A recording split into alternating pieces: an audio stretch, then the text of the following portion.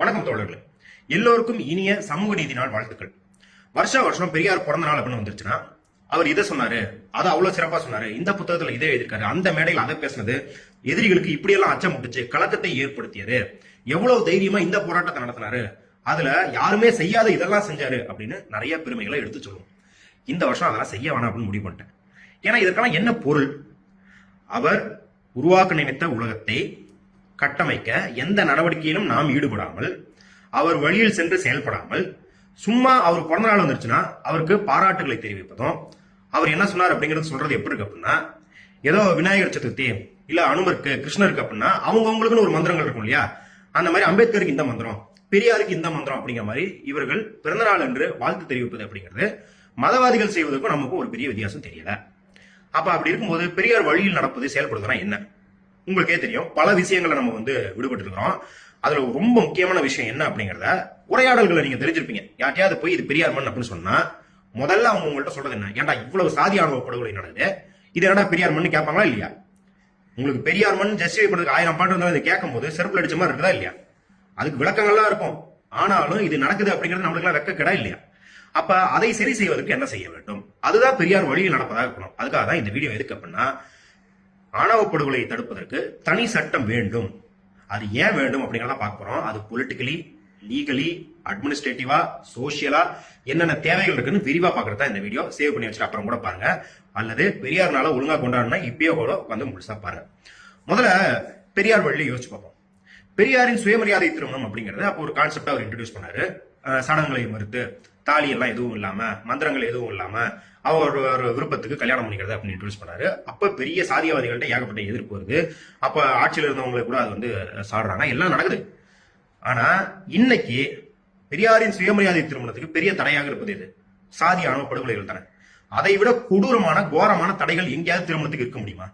ஆணும் பெண்ணையும் சேர்த்து கொலை பண்றது, சில சமயம் அந்த ஆணோட குடும்பத்தையே கொலை பண்றது, இப்ப இளவரசன் கேஸ்லாம் அந்த கிராமங்களை எல்லாம் கொளுத்துறது அப்படின்னு இவ்வளவு பெரிய தடைகள் இந்த சுயமரியாதை திருமணங்களுக்கு இருக்கும் போது, பெரியார் வழியில் நீங்கள் சுயமரியாதை திருமணம் நடத்த வேண்டும் அப்படின்னா அதெல்லாம் வெறும் கருப்பு சட்டை போட்டுக்கிறது, மந்திரம் சொல்லாம இருக்கிறது. ஏன் பெரியார் கருப்பு சட்டை போட்டா அந்த ஏஸ்தட்டிக் ரொம்ப பிடிச்சதுன்னு சுயமரியாதை திருமணம் இன்ட்ரோடியூஸ் பண்ணாரா? இல்ல ஐயர் மந்திரம் சொல்றது அந்த வைப்பு செட் ஆகல அப்படின்னு சுயமரியாதை திருமணம் பண்ணிக்க சொன்னாரா? அவர் ஏன் அந்த சடங்குகளை ஒதுக்க சொன்னார் அப்படின்னா, அந்த சடங்குகளே அந்த சாதியை அங்கீகரிக்கிறது. சுயமரியாதை திருமணம் என்பது உங்க கருப்பு சட்டையிலயோ மந்திரம் சொல்லாதலையோ தாலி போடாதலையோ கிடையாது. சுயமரியாதை அந்த 2 பார்ட்னரும், அந்த ஆணும் பெண்ணும் இல்ல அந்த மனிதர்கள், அவர்களுக்கு பிடித்த நபர்கள் யாரு, அவர்கள் விருப்பத்தில் தான் திருமணம் நடக்க வேண்டும். அது அவர்கள் சுயமரியாதையை பொறுத்தது அப்படிங்கிறது தான் அந்த சுயமரியாதை திருமணம். அந்த காலத்துல சாதி மறுப்பு திருமணம் பண்ணிக்கிறேன் அப்படின்னு சொன்னா சொந்தக்காரன் ஒத்துக்க மாட்டான். சொந்தக்காரன் ஒத்துக்கலாம், சத்திரம் தர மாட்டான் கட்டிக்கிறதுக்கு. இது ரெண்டும் இல்லைன்னா ஐயர் மந்திரம் மோத வரமாட்டாரு. மந்திரம் மோதல அப்படின்னா நீங்க அது திருமணமாவே அங்கீகரிக்க மாட்டாங்க. அதனாலதான் பெரியார் என்னங்கிறாரு, டே நீ மந்திரம் மோதலாம் என்னடா, அதெல்லாம் எனக்கு தேவையே கிடையாதுடா, நான் அந்த சடங்குகளையும் மறுக்கிறேன், சாதி மறுப்பு திருமணமா நீ எவன் ஒத்துழைக்கலனாலும் நாங்க பண்ணுவோம் அப்படின்னு எடுக்கிறதா சுயமரியாதை திருமணம். அப்ப அதற்கு பெரும் தடையாக கொலை செய்யற அளவுல, பெரிய வன்முறை நிகழ்த்தும் அளவுல ஒரு தடை இருக்குன்னா அதை நீக்கிறதுக்கான சட்டத்தை பற்றி நாம் பேச வேண்டும், அதை நிறைவேற்ற வேண்டுமா இல்லையா? இப்ப நிறைய முற்போக்காளர்களே கடுப்பேற்றுற மாதிரி சில லைன் எடுக்கிறாங்க. எங்க சட்டத்தை போட்டெல்லாம் சாதி ஆணவ படுகொலையை ஒழிச்சிட முடியுமா? என்னங்க இதெல்லாம் ஒரு பேச்சா அப்படின்னு கேட்டா, சட்டத்தை போட்டு எதையும் ஒழிச்சிட முடியும்னா சொல்றாங்க எல்லாரும். ஐயா, அவ்வளோ பெரிய சட்டம், இந்திய அரசியலமைப்பு சட்டத்தை எழுதின அம்பேத்கருக்கே தெரியும்ல, இந்த சட்டத்தினால எல்லாமே நடந்துடாது. அதனாலதான் அவர் இந்த ஸ்பீச்ல என்ன சொல்றாரு, சட்டத்தினால பொலிட்டிக்கல் டெமோக்ரஸி, ஒருத்தனுக்கு ஒரு ஓட்டு அப்படின்ற மாதிரியான சமத்துவத்தை தான் நிலவ முடியும், சமூகத்துல சோசியல் டெமோக்ரஸியை நிறுவ முடியாது, அது சட்டத்துக்கு வெளியே நம்ம தான் வேலை பார்க்கணும் அம்பேத்கர் சொல்றாரு. பெரியாரும் அப்படித்தானே இருந்தாரு, சட்டத்திலேயே எல்லாரும் சாதிக்க முடியும் அப்படின்ற மாயெல்லாம் பெரியாருக்கும் இல்ல. ஆனாலும் இப்ப சுயமரியாதை திருமணத்துக்கு சட்டத்தை ஏன் அண்ணா ஏற்றாரு, அந்த மசோதாவை கொண்டு வரும்போது எவ்வளவு கடும் எதிர்ப்புகள் இருந்தது இல்லையா? அதை தாண்டி தானே நிறைவேற்றாங்க. இப்ப சட்டம் போட்டனால, சுயமரியாதை திருமணத்துக்கு சட்டம் போட்டனால எல்லாரும் சுயமரியாதை திருமணம் பண்ணிக்க ஆரம்பிச்சாங்களா? இல்ல, அதை நம்ம ஒரு இயக்கமா தானே செஞ்சுக்கிட்டு இருக்கோம். அப்ப அப்படி இருக்கும்போது சட்டம் எதற்கு அப்படின்னு கேட்கறதுலாம் அடி முட்டாள்தனம் அப்படிங்கறதா. ஏன்னா ஏங்க சட்டம் போட்டா, அதாவது வன்புணர்வு ரேப் அப்படிங்கறது கிரிமினலைஸ் பண்ணி சட்டம் போட்டா ஆண்கள்லாம் அதை பண்ணாம இருப்பாங்களா அப்படின்னு கேட்டா முட்டாள்தனமா இருக்கும் இல்லையா? சட்டத்தை தாண்டி அதையும் பண்ணிட்டு இருக்காங்க. ஆனா சட்டமே இல்ல அப்படின்னா எவ்வளவு ஒரு அவல நிலையில இருக்கும் அப்படிங்கறது நம்ம உணரணுமா இல்லையா? இதெல்லாம் சமூக மாற்றம் பெரிய புரட்சி வரும்போது தான் நிகழும்னு தெரியும் நம்மளுக்கும். ஆனா நீ பாட்டுக்கு சாவகாசமா 100 வருஷம் கழிச்சு வரப்போற சமூக மாற்றத்துக்கு வேலை பார்ப்ப. அது வரைக்கும் பாதிக்கப்பட்டவங்கலாம் இறந்தும், வன்முறையால பாதிக்கப்பட்டும், உடைமைகள் இழந்தும், பாடி பார்ட்ஸ் எல்லாம் இழந்தும் தவிச்சுக்கிட்டு இருக்கணுமா? அப்ப அதை ப்ரொடெக்ட் பண்றதுக்கும் அதுல இருந்து அவங்களை பாதுகாக்கிறதுக்கும் தனி சட்டம் வேணுமா இல்லையா? இதுதான் பொலிட்டிக்கலா நம்ம யோசிக்க வேண்டியது. இப்ப லீகலுக்கு வருவோம். ஏன்பா சரி சட்டம் இயற்றணும் அப்படிங்கிறதுக்கு விளக்கம் சொல்லிட்டா, ஆனா அந்த சட்டம் என்ன செய்யும்? இருக்க சட்டம் இல்லாதது இந்த சட்டம் என்ன செய்யும் அப்படின்னா, ஒரு 3 கேஸோட சம்மரி சொல்றேன் குவிக்கா. இந்த கேஸுகளை பத்தி எல்லாம் நீங்க படிக்கணும் அப்படின்னா, நம்ம தோழர் ராகுல் சிவசுப்ரமணியம் இந்து தமிழ் நாளிதழுக்கு ஒரு நல்ல கட்டுரை எழுதிருக்காரு. அந்த 3 முக்கியமான கேஸ் பத்தி நல்லா விவரிச்சிருக்காரு. அதுல விரிவா படிச்சுக்கோங்க. இப்ப ஷார்ட்டா சம்மரி சொல்றேன். லதா சிங் வழக்கு, பகவான் தாஸ் வழக்கு, ஆறுமுக சேவை வழக்கு, இந்த 3 வழக்கு தான். லதா சிங் வழக்குல உச்சநீதிமன்றம் என்ன சொல்லிருக்குன்னா, intercaste marriages are in the interest of the nation. இந்த தேசம் வளர்வதற்கு, இந்த தேசத்தின் நலன் அப்படிங்கறதே இன்டர்காஸ்ட் மேரேஜ்ல இருக்கு. அதனால் காவல்துறையும் நீதித்துறையும் உங்களுக்கு எல்லா ப்ரொடெக்ஷனும் கொடுக்கணும். யாரே இன்டர்காஸ்ட் கப்பலுக்கு அப்படின்னு லதா சிங் வழக்குல சொல்லிச்சு. பகவான் தாஸ் வழக்குல இது போன்ற இது நேஷனல் இன்ட்ரெஸ்ட் சொல்லிருக்காங்க இல்லையா, அந்த மாதிரி இருக்கிற இன்டர்காஸ்ட் மேரேஜை தடுக்கிறதுக்கு ஒருத்தர் கொலை செய்யறான், வன்முறையில ஈடுபடுறான் அப்படின்னா, ரேரஸ்ட் ஆஃப் த ரேர் கிரைமான இந்த ஆனர் கில்லிங்க கன்சிடர் பண்ணி அவங்களுக்கு தூக்கு தண்டனையே கொடுக்கலாம், மரண தண்டனையே கொடுக்கலாம் அப்படின்னு பகவான் தாஸ் வழக்குல சொன்னாங்க. இதற்கு பிறகு இதுல இருந்த போதாமைகள்லாம் பார்த்துட்டு பல வழக்குகள் நடந்திருக்கு. முக்கியமான வழக்கு என்ன அப்படின்னா ஆறுமுக சேர்வை வழக்கு. அந்த வழக்குல உச்சநீதிமன்றம் என்ன சொல்லிருக்குன்னா, கண்டிப்பாக இந்த போதாமைகள் எல்லாத்தையும் தீர்ப்பதற்கு மத்திய மாநில அரசுகள் அதற்கான சிறப்பு சட்டம் இயற்ற வேண்டும் உச்சநீதிமன்றமே சொல்லிடுச்சு. இதை மத்திய அரசுக்கு அமைச்சு, மத்திய அரசு 2017 எல்லா மாநில அரசுக்கும் அமைச்சிருச்சு. மாநில அரசுல எதிர்கட்சியா இருக்கும்போது எல்லாரும் சட்டம் இயற்றணும் சொல்லிட்டு ஆட்சிக்கு வந்தோடனே சட்டம் இயற்றாம இன்னும் இருக்கிறாங்க. ராஜஸ்தான் மட்டும் நிறைவேற்றிருக்காங்க. அது ஏகப்பட்ட போதாமைகள். சரி, இந்த சட்டம் இயற்றுவதனால அது என்ன போதாமைகள், அது என்ன போதாமைகள் அது தீர்க்குது அப்படின்னா, முதல்ல ஆனர் கில்லிங் அப்படிங்கிற ஒரு கேட்டகரியே நம்ம சட்டப்படி கிடையாது. மர்டர் கில்லிங் தான் சட்டப்படி இருக்கும் இல்லையா, ஆனர் கில்லிங்கிறது செப்பரேட் கேட்டகரி கிடையாது. அப்புறம் எப்படிப்பா ஆனர் கில்லிங்லாம் தண்டனை கொடுக்குறாங்க? நீதிமன்றத்துல நம்ம பல வழக்குல பார்த்திருக்கோம்.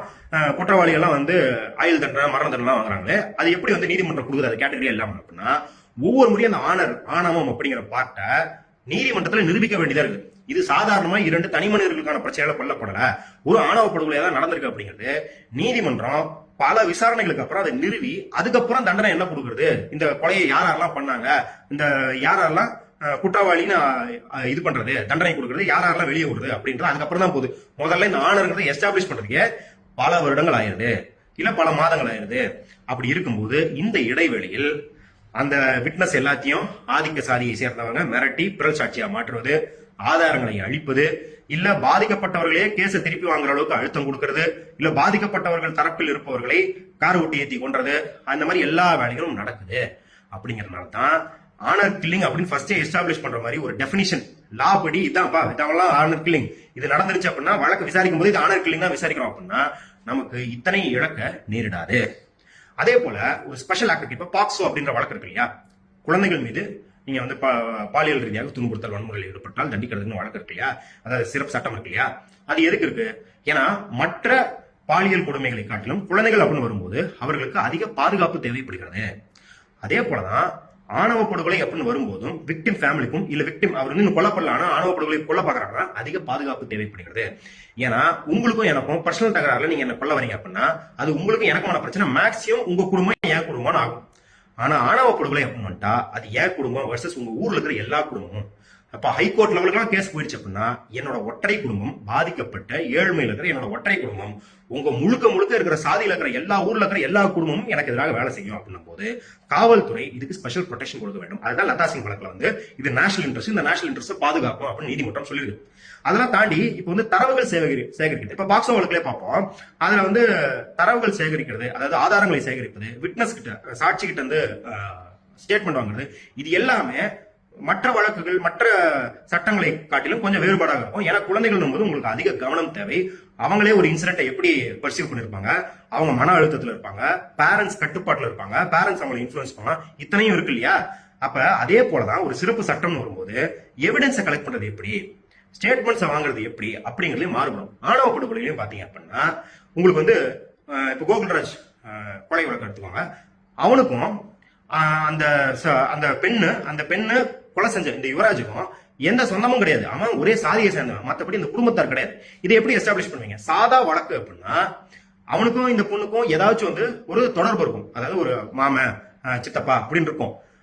இல்ல வந்து இந்த பொண்ணு வந்து காசு கொடுத்து கூலிக்கு ஆள் வச்சிருக்கு அப்படின்னா இந்த பொண்ணே கொலை பண்ணிருக்குன்னா டைரக்டா அப்படி லிங்க் இருக்கும், மோட்டிவ் இருக்கும். ஆனா சாதி ஆணவ படுகொலைகளுக்கு அப்படி கனெக்ஷன் இருக்கணும்ன்ற அவசியமும் கிடையாது.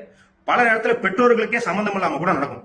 அது மட்டும் இல்லாம சாதி ஆணவ படுகொலை நீங்க என்ன வந்து அப்படியே போற போக்குல வந்து பயங்கரமான வெறியில வந்து அறுவல் எடுத்து போய் வெட்டிடறான்னு நினைக்கிறீங்க. இல்லை, நீங்க இந்த 0-30 படமா பார்த்திருப்பீங்க இல்லையா? ஒசாமா பின் லாடனை பிடிக்க நேவி, ஏர்ஃபோர்ஸ், சிஏ எல்லாம் சேர்ந்து எவ்வளவு கோஆர்டினேட் பண்ணி பிளான் பண்றாங்க. அந்த அளவுக்கு கிராமங்கள்லயும் சரி அவ்வளவு ப்ரிசிஷனோட பயங்கர பிளானிங்கோட இந்த ஆணவ படுகொலை எல்லாம் நடக்கும். அதுல எவிடன்ஸ் கலெக்ட் பண்றது அப்படிங்கிறது சும்மா கிடையாது. இப்ப நீங்க திருப்பி கோகுல்ராஜ் கொலை வழக்கு எடுத்துக்கோங்க. அதுல அந்த பையனை கடத்தி கொண்டு போறது ஒரு இடம்.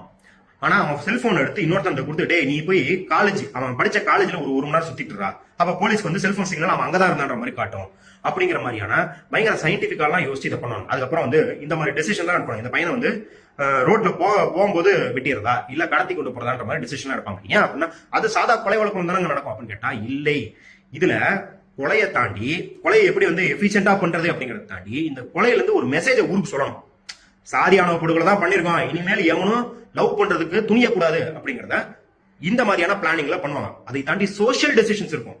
அதாவது அந்த பையனை மட்டும் கொள்றதா, நம்ம மட்டும் பிள்ளையும் சேர்ந்து கொள்றதா, இல்ல இப்ப இந்த கொன்னுட்டு வீராவேசமா நாங்க தான் பண்ணோம் அப்படின்னு சரணடைகிறதா, இல்ல இதை ஒரு தற்கொலை போல சித்தரிக்கிறதா, இதெல்லாம் சோசியல் டிசிஷன். இது வந்து பஞ்சாயத்துகள் சேர்ந்து, அதான் ஆறுமுக சேர்வை வழக்குல பஞ்சாயத்தும் இன்வால்வ் இருக்குது அப்படின்றது. பஞ்சாயத்து சேர்ந்து எல்லோரும் சேர்ந்து முடிவு எடுப்பாங்க. அப்ப அதுல ஒருத்த வந்து சாட்சி சொல்றதுக்கு ப்ரொடெக்ஷன் தான் ரெடியா இருப்பான். இப்ப ஒரு சாதாரண கொலை வழக்குல சம்பந்தமே இல்லாத ஒரு ஊர் பஞ்சாயத்துல அந்த சாதி தலைவரை கூப்பிட்டு விசாரிக்க மாட்டோம்.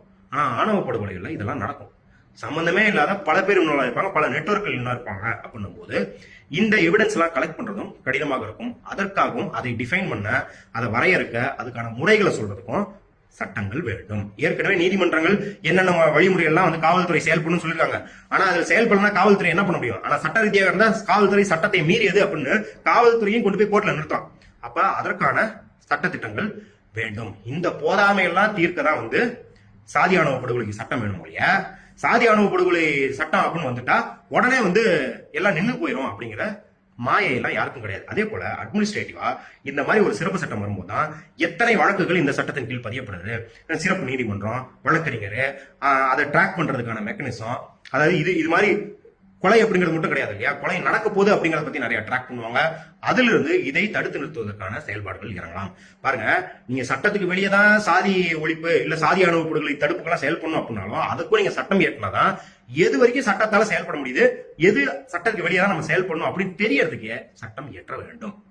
இதெல்லாம் தாண்டி இப்ப சோசியல் கொஸ்டின், தனி சட்டம் அப்படின்னு வந்தா எப்படியும் ரிசர்வேஷனுக்கு வர மாதிரி இந்த கூமுட்டைங்க எஸ்சி மக்களுக்கு மட்டும் தான் இருக்குன்ற மாதிரி, ஏன் ஓபிசி அதாவது பிசி எம்பிசிக்கெல்லாம் ரிசர்வேஷன் இல்லையா? இடபிள்யூஎஸ் பொது பிரிவினர் இருக்கு இல்லையா? எல்லாத்துக்கும் தான் ரிசர்வேஷன் இருக்கு.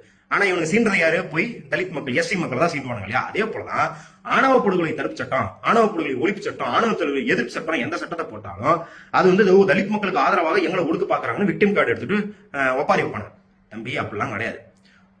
பெருவாரியான பாதிக்கப்படுபவர்கள் பட்டியல் சாதி மக்கள் அப்படின்ட்டு இருந்தாலும் ஒரு கணிசமான அளவில் மற்ற சாதியினரும் சாதி ஆணவ படுகொலைகள் செய்யப்படுறாங்க. எம்பிசி சாதி, அதாவது மிகவும் பிற்படுத்தப்பட்ட சாதிகள், இப்போ வந்து சில வருஷத்துக்கு முன்னாடி முடித்திருத்தம் செய்யும் சாதியை சேர்ந்த ஒருத்தர் வட மாவட்டங்களில் வெட்டி கொல்லப்பட்டார். டெல்டா மாவட்டத்தில் வந்து ஒரு மாவட்டத்தில் வந்து சலவைக்கார சாதியை சேர்ந்தவர் ஒருத்தர் கொல்லப்பட்டார். இப்போ இதெல்லாமும் இந்த ஆணவ படுகொலை தடுப்பு சட்டத்தில் கட்டுப்படுத்தலாம். நேற்று வந்து தோழர் சண்முகம் அவர்கள் பேசும்போது சொல்லியிருந்தாரு, இது தலித்துக்கு ஆதரவாக மற்றவர்கள் எதுக்கும் சட்டம் அப்படின்னு நினைச்சுக்கிறாங்க. இல்ல, தலித் மக்களுக்குள்ளேயே அதாவது பட்டியலுக்குள்ளேயே சாதிக்குள்ள சாதி மோதல் நடக்கும், அதையும் கட்டுப்படுத்த இந்த சட்டம் உதவும். அதெல்லாம் தாண்டி உன் வீட்டு பிள்ளைன்னு சொல்றீங்களா, அந்த பிள்ளைகள் யாரு? அவங்க தலித்தா? இல்ல, அவங்களோட உயிரை பாதுகாக்கிறதுக்கும் இந்த சட்டம் தான். ஏன்னா அந்த உயிரை பாதுகாக்கிறது அப்படின்றத தாண்டி இவனுங்க வந்து கல்யாணம் மட்டும் போய் 5 வருஷம் கழிச்சு குழந்தையோட வந்து வீட்டுக்கு விருந்து போட்டு விஷ வச்செல்லாம் கொள்றாங்க. இந்த குழந்தைகள், அந்த பெண்கள் எல்லாம் இது வந்து ஒற்றை சாதிக்கு அப்படிங்கிறது கிடையாது. இதை இன்னும் விரிவுபடுத்தினா லவ் ஜிஹாதுன்னு சொல்லிட்டு இஸ்லாமிய இளைஞர்களை கொள்றாங்க இல்லையா, அதுவும் தடுக்கப்படும். இதை விரிவுபடுத்திக்கிட்டே போலாம் நீங்க. அதாவது அடிப்படையில திருமணம், காதல், நட்பு அப்படிங்கிறது எல்லாமே அவரவர் விருப்பத்துக்கு தான் இருக்க வேண்டும். அதில் யாருக்கும் தலையிட எந்த அடிப்படை உரிமையும் கிடையாது அப்படிங்கிறது தான் இந்த சட்டம் மொழிய. ஏதோ சாதியில் இதை பண்ணிடும் அதை பண்ணிடும் அப்படிங்கிறதுலாம் இதெல்லாம் கட்டுக்கதைகள். சரியா? கடைசியா அரசுக்கு சொல்லிக்கிறது என்ன அப்படின்னா, இந்த அரசு திமுக கட்சி வரதுக்கு முன்னாடி இதற்கான சட்டம் இயற்றணும்னு சொல்லி இப்ப இயற்றதுக்கு காரணம் என்ன அப்படின்னு உங்களுக்கே தெரியும். ஆதிக்க சாதி வாக்குகள் போயிடும், ஆதிக்க சாதியை பகைச்சு கூடாது. நம்ம சொல்லிக்கிறது என்ன அப்படின்னா, தமிழ்நாட்டில் இது சிறந்ததா இருக்குது, அது சிறந்ததா இருக்குது, பாருங்க முதல்ல நாங்க தான் பெண்களுக்கு சொத்து உரிமை கொடுத்தோம் அப்படின்னு மார்த்தட்டிக்கிற எல்லா விஷயமும் எல்லாருமே பகச்சுக்காம நம்மளுக்கு ஆதரவு தெரிவிச்சாங்க அப்படின்னு இருக்கும்போது தான் நடத்தப்பட்டது. அது சுயமரியாதை சட்டமாகட்டும். சுயமரியாதை சட்டம்னு அண்ணா கொண்டு வரும்போது எல்லா சாதி சங்கம், பார்ப்பனர்களும் கிடையாது, எல்லா சாதி சங்கங்களும் எதிர்க்கிறாங்க. அதெல்லாம் தாண்டி தானே கொண்டு வந்தாரு. சொத்துரிமை அப்படின்னு பெண்களுக்கு 1989 கொண்டு வரும்போது எல்லா ஆண்களும் முற்போக்காக, ஆமாப்பா பெண்களா நம்மளுக்கு சரி சமமானுங்க, அவங்களுக்கு சொத்துல பங்கு இல்லாம எப்படி முதல்ல ஏற்றி தீருங்கப்பா சட்டம்னு எல்லா ஆண்களும் 50% இருக்கிற ஆண்கள் வந்து கேட்டாங்க. 2025 ஒத்துக்க மாட்டான். அப்படி இருக்கும்போது பெருவாரியான ஆண்கள் உங்களுக்கு எதிராக தானே இருந்திருப்பாங்க. அடுத்த எலெக்ஷன்ல இந்த கட்சியை முடிச்சு கட்டணா அப்படின்னு தானே யோசிச்சிருப்பாங்க. அப்ப அப்படி அதுக்கு நடுவுல தானே இந்த சட்டம் இயற்றப்பட்டுச்சு. அப்ப அதே போலதான் இப்பயும் வாக்கு போட மாட்டாங்க, எதிர்ப்பு இருக்கும் அப்படின்னு சொல்லிட்டு இந்த சட்டத்தை தட்டி கழிப்பது பெரியார் வழியில் நடப்பது கிடையாது. அதாவது வாக்குகளை வென்று தேர்தலில் வெற்றி பெற்று ஆட்சியை தக்க வைப்பது அப்படிங்கிறது நம்முடைய இலக்குக்கு ஒரு வழி, அதுவே இலக்காக மாறக்கூடாது. அப்படி ஆட்சியை பிடிப்பது தக்க வைப்பது மட்டுமே இலக்காக வைத்திருந்த ஆட்சியாளர்கள் வரலாற்று நடுக என்ன ஆனாங்கன்றது வரலாறு சொல்லும். அப்ப அப்படி இருக்கும்போது இலக்கை நோக்கி செயல்படுவதற்கு ஆட்சியில் இருப்பதை பயன்படுத்தி கொண்டு மக்கள் கேட்கும் இந்த, அதாவது பாதிக்கப்படும் மக்கள் கேட்கும் இந்த ஆணவ படுகொலை தடுப்பு சட்டத்தை விரைந்து இயற்றணும் அப்படிங்கறத கேட்கிறோம். இந்த அரசு கேட்குதோ கேட்கலையோ அதை கேட்க வைப்பது நமது கடமை. தொடர்ந்து இதற்காக குரல் கொடுத்துட்டே இருப்போம். அதுக்கு இப்ப 2 வழியை நான் சொல்றேன். சாதி ஒழிப்பு முன்னணி வந்து இதுக்கான ஒரு கால் ஃபார் விட்டுருக்காங்க. அவங்களோட நம்பர் இங்க கீழே போடுறேன் கேப்ஷன்ல. நீங்க அவங்களுக்கு கால் பண்ணி உங்களால இயன்ற உதவி அவங்களுக்கு செய்யலாம். அது நிதி உதவியா இருக்கலாம், இல்ல மனித வள உதவி. நான் வந்து எனக்கு வந்து ஃப்ரீ டைம் இருக்குதுங்க, நான் இதுக்கு உதவுறேங்க அப்படின்ட்டு உங்க உழைப்பு செலுத்தலாம். அப்புறம் சிட்டிசன்ஸ் கலெக்டிவ் வந்து ஒரு சிக்னேச்சர் கேம்பெயின் நடத்துறாங்க. அதோட விவரமும் கீழே போடுறேன், லிங்க்கும் போடுறேன், பயோலையும் போடுறேன். நீங்க அதையும் ஃபில் பண்ணி சைன் பண்ணலாம். தொடர்ந்து இதை பத்தி பேசிக்கிட்டே இருங்க. இதை பற்றிய வழக்குகளை பத்தி படிங்க. எவ்வளவு நுட்பங்கள் இதுல இருக்கு அப்படின்னு தெரிஞ்சு மக்களுக்கு விழிப்புணர்வு ஏற்படுத்துங்க. பெரியாருக்கு உண்மையாக நம் நடைமுறையில் நம் செயல்பாடுகளின் வழியே வணக்கங்களையும் நன்றிகளையும் செலுத்துவோம். வெல்க பெரியார், அழிந்து ஒளியட்டும் சாதி. நன்றி.